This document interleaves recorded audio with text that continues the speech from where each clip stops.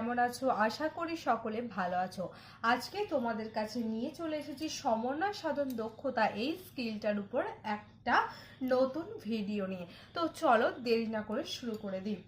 তো প্রথমে দেখো শিক্ষণ সংস্থার নাম, যে যার কলেজের নাম দেবে। শ্রেণী হচ্ছে পঞ্চম শ্রেণী। শিক্ষার্থীর সংখ্যা 10 জন, সময় 5 মিনিট। শিক্ষার্থী শিক্ষকের নাম, যে যার নাম দেবে। ক্রমিক সংখ্যা এবং তারিখ। এরপর দেখো এখানে দিয়েছে আচরণাঙ্গ সমূহ। প্রথম হচ্ছে শিক্ষার্থীর দ্বারা অন্যান্য বিষয় সমন্বয়করণ। দ্বিতীয়, শিক্ষার্থীর কাছ থেকে দৃষ্টান্ত গ্রহণ। তৃতীয়, শিক্ষার্থীর দ্বারা যথাযথ উদাহরণ। এবং চতুর্থ হচ্ছে সাধারণীকরণ। এরপর দেখো এখানে রয়েছে বিষয়।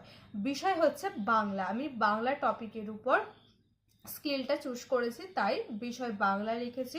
একক হচ্ছে বুনো হাঁস। উপ একক হচ্ছে 1 নাম্বার এখন যদি ডট ডট দিয়ে এইসব খেত।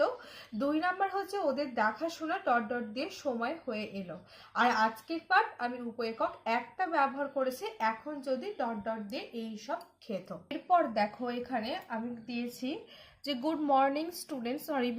এরপর আমি এটাকে 4টে রয়ে ভাগ করেছি। একটা হচ্ছে বিষয়বস্তু, শিক্ষিকার আচরণ, শিক্ষার্থীর আচরণ আর আচরণাঙ্গ সমূহ। তো তারপর দেখো এখানে বিষয়বস্তুতে লিখেছি বুনো হাঁস। তারপর দেখো এখানে শিক্ষিকার আচরণে গুড মর্নিং স্টুডেন্টস, কেমন আছো? ভালো আছি। জলে চড়ে এমন কয়েকটি প্রাণীর নাম বলো তো। হাঁস, সাপ, পানকৌড়ি ইত্যাদি। শিক্ষার্থীর কাছ থেকে দৃষ্টান্ত গ্রহণ। এরপর দেখো আজকে আমি তোমাদের সাথে বুনো হাঁস এই গদ্যটি নিয়ে আলোচনা করব। বুনো হাঁস গদ্যটি কার লেখা? লীলা মজুমদারের লেখা। লীলা মজুমদারের লেখা অন্য দুটি বইয়ের নাম লেখো। এখানে দুবার বইটা হয়ে গেছে, দুটি বইয়ের নাম লেখো। মাকু, হলদে পাখির পালক। যথাযথ উদাহরণ। এখানে তো বুনো হাঁসের কথা বলা হয়েছে, তোমরা আর কোথায় হাঁসের কথা পড়েছো? পরিবেশ বইয়ে হাঁসের কথা পড়েছি। পরিবেশ বিষয়ের সঙ্গে সমন্বয় সাধন।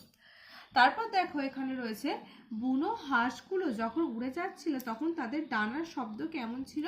শোঁ শোঁ। শিক্ষার্থীর কাছ থেকে দৃষ্টান্ত গ্রহণ।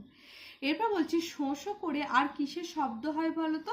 হাওয়া বওয়ার সময় শোঁ শোঁ করে শব্দ শোনা যায়। যথাযথ উদাহরণ। জোয়ানদের ঘাঁটি কোথায় ছিল? লাদাখের একটি নির্জন বরফের লাদাখের একটা বরফের ঢাকার বাড়ির দেশের খবর কিভাবে পেত? রেডিওতে। শিক্ষার্থীর কাছ থেকে দৃষ্টান্ত গ্রহণ। আমরা এখন কোথা থেকে খবর জানতে পারি? টিভি, রেডিও, মোবাইল ফোন, খবরের কাগজ ইত্যাদি। যথাযথ উদাহরণ। খবরের কাগজ শব্দটির ইংরাজি প্রতিশব্দ কি বলতো? News paper. ইংরাজি বিষয়ের সঙ্গে সমন্বয় সাধন। শীতের শেষে বুনো হাঁসেরা কি করলো? শীতের শেষে বুনো হাঁসেরা আবার নিজেদের দেশে ফিরে আসে, অর্থাৎ দক্ষিণ থেকে উত্তরে ফিরে আসে। সাধারণীকরণ। তো এই ছিল আজকের টপিক। আশা করছি তোমাদের সকলের ভিডিওটা ভালো লাগবে। আর 7 পয়েন্ট রেটিং স্কেলগুলো অবশ্যই তোমরা করে নেবে। আর যদি কারোর 7 পয়েন্ট রেটিং স্কেলটা লাগে অবশ্যই কিন্তু কমেন্টস করে জানাবে। তো আজকে এই পর্যন্ত, দেখা হচ্ছে নতুন কোনো ভিডিওতে। সকলে ভালো থেকো, সুস্থ থেকো। ধন্যবাদ। আর হ্যাঁ, যারা এখনো পর্যন্ত আমার পালকুমার স্টাডি চ্যানেলটিকে সাবস্ক্রাইব করোনি তারা কিন্তু অবশ্যই চ্যানেলটি